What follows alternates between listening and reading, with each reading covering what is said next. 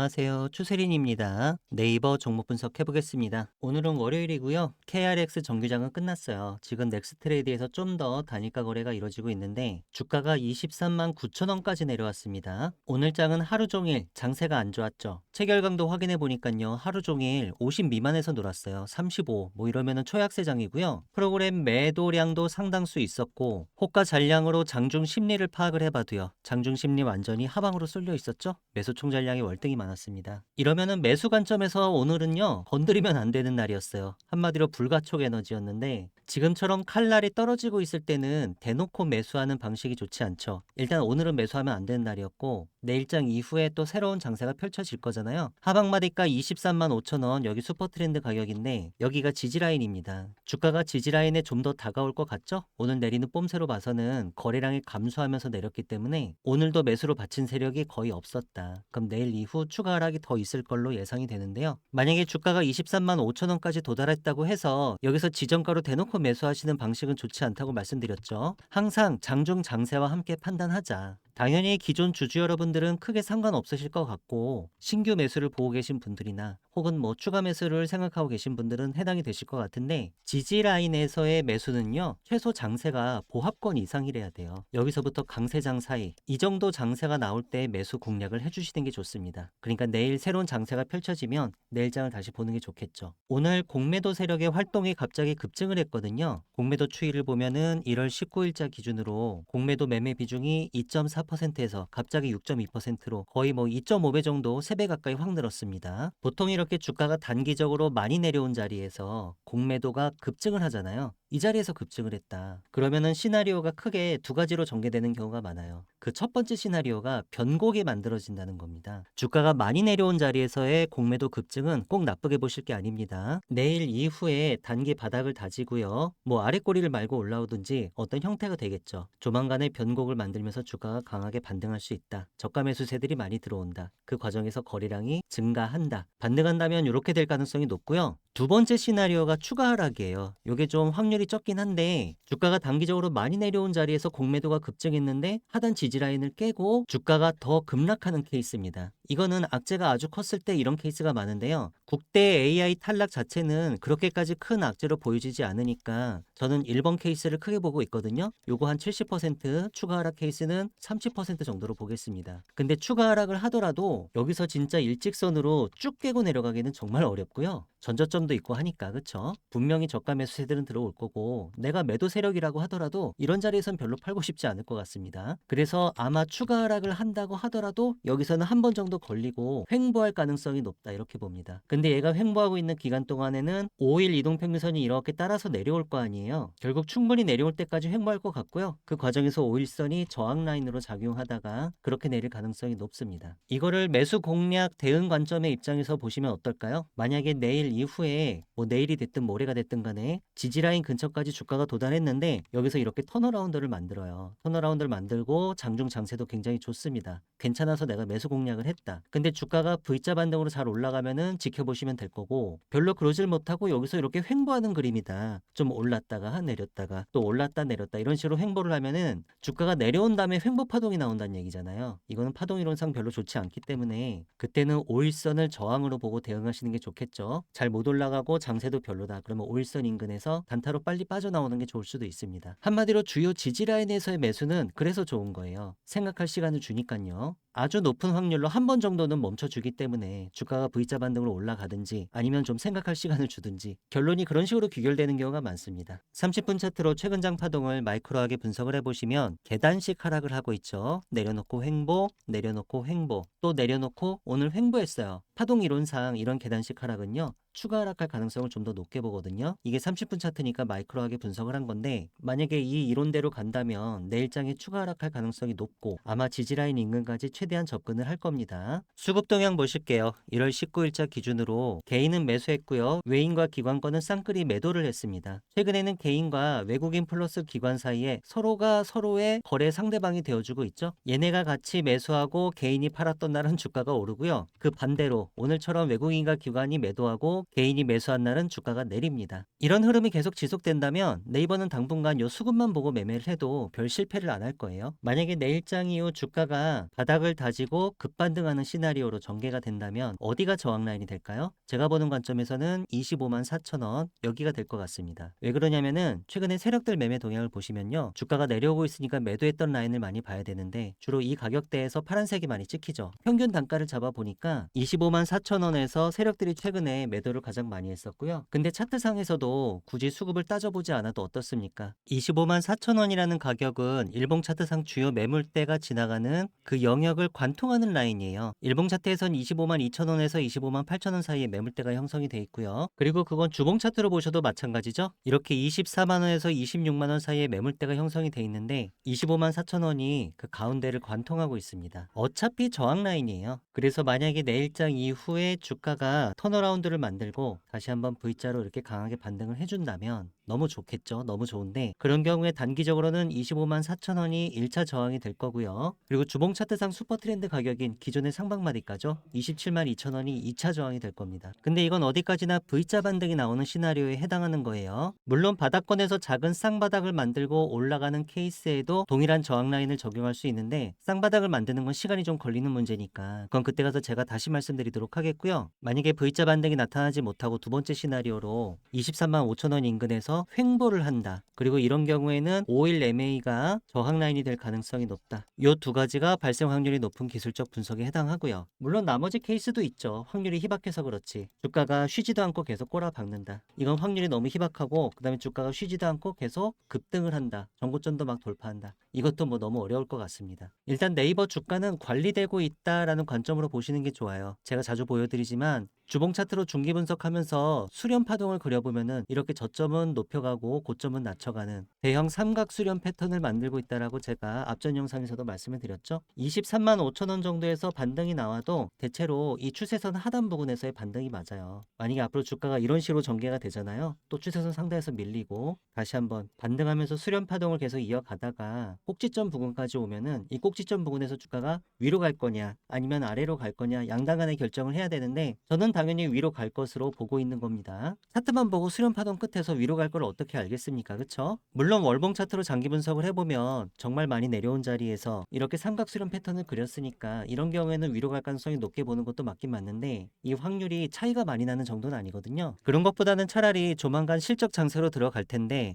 네이버 2월 6일에 실적 발표가 있습니다. 4분기 실적이 서프라이즈가 예상된다라고 하는 이런 전망들 그리고 메리츠 증권에서 얘기한 것처럼 GPU 투자 확대나 두나무 합병 이거를 둘러싼 시장의 우려가 너무 과도한데 네이버 두나무 합병도 2, 3월 정도 인가 신청이 예상이 되고 있고요. 디지털 자산법 2단계 입법 수혜를 받게 될 것이다. 그래서 메리츠에서는 목표 주가 41만 원 제시했었죠. 저는 여기서 우수리 떼고 목표가 40만 원만 제시를 드립니다. 요거는 제가 장기 차트 보고 말씀을 드렸던 내용이고 연봉 차트로 대세 분석을 해보면은 현재 5년 이평선과 20년 이평선 사이의 정배열 관계인데 20년 이평선 눌림목에서부터 반등이 나왔습니다. 그리고 그 과정에서 거래량이 많이 터졌죠. 전년도에. 전년도에 터진 거래량은요. 2007년도 이후 최대 거래량이에요. 거의 18년 만에 최대 거래량이 터졌다. 이게 의미하는 게 크기 때문에 그리고 눌림목에서부터 거래량이 올라왔기 때문에 주가는 연봉 차트상 슈퍼 트렌드 가격인 40만 원 정도까지는 너끈히 갈 수 있다. 이거는 이제 기술적으로 평균적인 변동 범위를 나타내 주기 때문에 합리적인 목표가가 될 수 있습니다. 네이버 최근까지도 등락이 좀 심하니까 모든 물량을 40만 원까지 끌고 가시긴 좀 어려울 것 같고요. 단기 대응은 필요합니다. 주주 여러분들께서는 소액만이라도 일부 물량만 따로 떼놓으시고 40만 원까지 한번 묵혀두는 이런 전략이 유효할 것 같고요. 나머지 물량 가지고는 디테일한 단기 대응을 통해서 수익률을 극대화한다면 아주 나이스한 매매가 될 것 같아요. 영상에서 말씀드린 내용은 제가 소통방에서도 네이버 수익 전략 정보 형태로 여러분들께 전달드리고 있습니다. 오늘도 거래량이 감소하면서 추가 하락했는데 요거는 파동이 진행되는 패턴이죠. 캔들 거래량 패턴으로 봤을 때 좀 더 내릴 것 같고요. 하방마디가인 23만 5천 원이 지지라인인데 떨어지는 칼날을 대놓고 받는 것보다는 장세와 함께 판단하는 게 좋겠다라고 말씀드렸고요. 오늘 공매도 세력의 활동이 급증을 했는데 이것만 보더라도 변곡이 발생할 확률은 더 높아 보입니다. 다만 추가 하락하는 경우가 생길 수 있는데 이런 경우에도 일직선으로 떨어진다라기보다 횡보 파동이 먼저 나올 것 같아요. 그런 경우에는 5일선이 저항라인이 될 수 있겠죠? 각 가격 단가 라인 정리했습니다. 상방 하방마디가는 272,000원, 주봉 차트상 슈퍼트렌드 가격. 주가가 272,000원까지 치고 올라와야만, 그리고 여기를 돌파하고 올라가야 중기 추세가 상방으로 전환이 되는데, 현재 네이버는 슈퍼트렌드 기준으로 단기 추세랑 장기 추세만 상방으로 나오고요. 중기 추세는 하방입니다. 세력들 최근장 254,000원에서 매도를 많이 했었고, 요거는 단기 저항으로 작용할 수 있다고 말씀드렸죠. 하방마디가 235,000원은 일봉 차트상 슈퍼트렌드 가격. 조만간 이 위치에서 진검승부가 예상이 됩니다. 이런 식으로 네이버 수익 전략 정보는요, 제가 중요한 순간마다 여러분들께 맥점을 짚어드리는 역할을 하고 있습니다.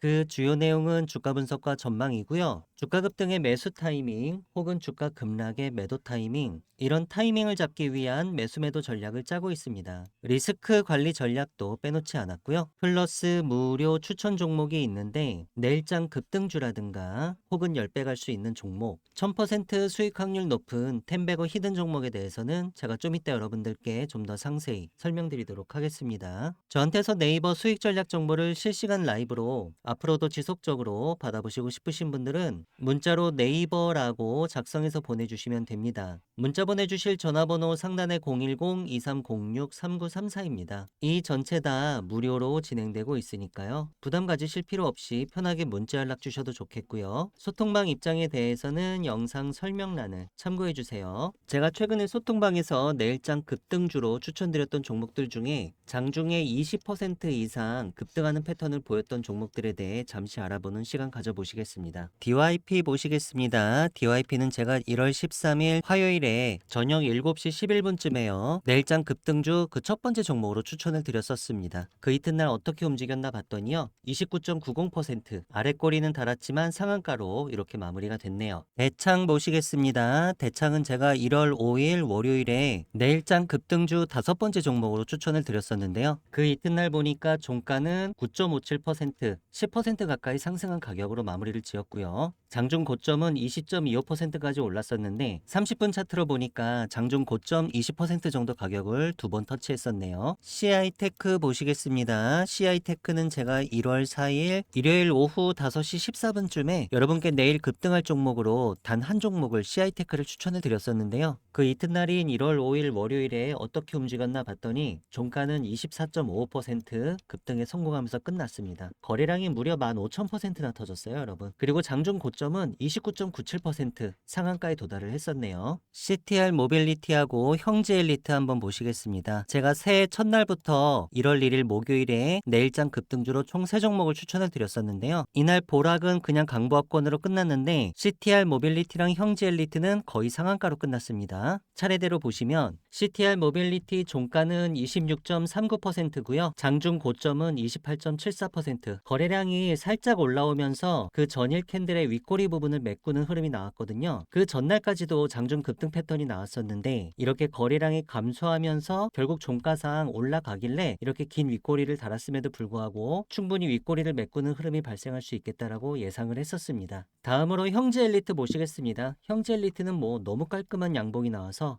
29.86% 종가 고가 상한가로 깨끗하게 마무리했습니다. 거래량이 많이 줄어들면서도 쉽게 상한가를 갔죠? 이거 더 가는 패턴이에요, 여러분. 사마페인트 보시겠습니다. 사마페인트는 제가 12월 17일 수요일에 내일장 급등주로 DCM이랑 사마페인트 두 종목을 추천을 드렸는데요. 그 이튿날 18일에 어떻게 움직였나 봤더니 30% 꽉 채운 상한가 종가 고가로 마무리를 했습니다. 제가 항상 장중 체결 강도가 강할 때나 예를 들면 체결 강도가 100 이상일 때 이럴 때 대응하시면 좋다라고 말씀을 드리는데 사마페인트는 아침에 9시 1분에서 2분으로 넘어갈 때 체결 강도가 100을 넘기 시작했고요. 그쵸? 그리고 9시 36분에서 37분으로 넘어갈 때 체결 강도가 100 밑으로 내려가기 시작했습니다. 꼭 이렇게 매매하시는 게 정답이라는 게 아니라 단순하게 이렇게만 하셨다고 하더라도 아침에 9시 3분쯤에 이 캔들에서 진입이 가능했을 거고 그 다음에 9시 36분 이후 주가가 상한가에 도달할 때까지 보유가 가능하셨을 겁니다. 시가 갭이 4.75%였거든요. 이 갭 부분을 제외하고 계산해 보더라도 한 30분 만에 25% 정도 수익 나는 짜릿한 경험을 해보실 수 있었겠죠. 한화 갤러리아 보시겠습니다. 12월 16일 16일 화요일 저녁 때 내일장 급등주로 추천을 드렸고요. 그 이튿날 차트를 보니까 30% 종가 고가 상한가로 완벽하게 마무리했습니다. 거래량은 4000%나 터졌네요. 소통방에서 내일장 급등주를 검색을 해보시면 다음처럼 콘텐츠가 여러 개가 나오는데요. 제가 매일마다 내일 급등할 가능성이 높은 종목을 하루 평균 3개씩 추천드리고 있습니다. 그 이튿날 급등할 가능성은 높고 급락할 가능성은 별로 없는 이런 종목들로만 제가 잘 추려서 오니까요. 제가 추천드리는 종목을 가지고 제가 안내드리는 방식대로 장중 장세를 잘 파악하셔서 단타에 임하신다면 수익률을 극대화하시는데 분명히 도움이 되실 거고요. 저한테서 내일장 급등주 리스트를 매일매일 받아보시고 싶으신 분들은 문자로 참여라고 작성해서 보내주시면 되는데요. 문자 보내주실 전화번호 상단에 010-2306-3934입니다. 저한테 한 번만 문자를 보내주셔도 급등주 정보 제가 여러분들께 평생 무료로 제공할 예정이고요.